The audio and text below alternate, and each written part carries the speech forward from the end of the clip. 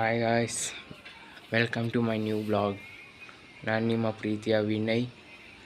ಇನ್ನು ಮೇಲೆಯಿಂದ ನಾನು daily vlogs ಮಾಡೋಣ ಅಂದ್ಕೊಂಡಿದ್ದೀನಿ. ನಿಮ್ಮ ಪ್ರೀತಿ ಪ್ರೋತ್ಸಾಹ ಯಾವತ್ತು ನನ್ನ ಜೊತೆ ಇರಲಿ.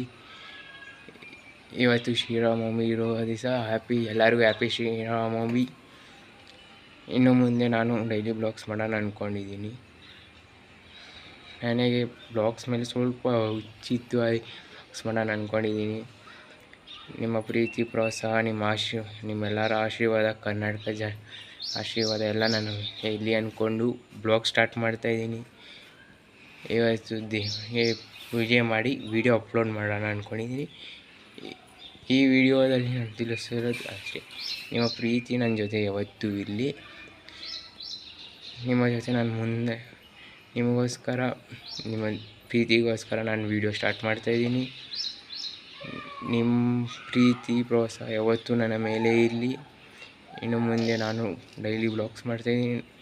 ನಾಳೆಯಿಂದ ಇನ್ನೂ ಸ್ವಲ್ಪ ವೀಡಿಯೋಸ್ ಅಪ್ಲೋಡ್ ಮಾಡ್ತೀನಿ. ಇಷ್ಟು ಹೇಳೋಕ್ಕೆ ನಾನು ಇಷ್ಟಪಡ್ತಾಯಿದ್ದೀನಿ.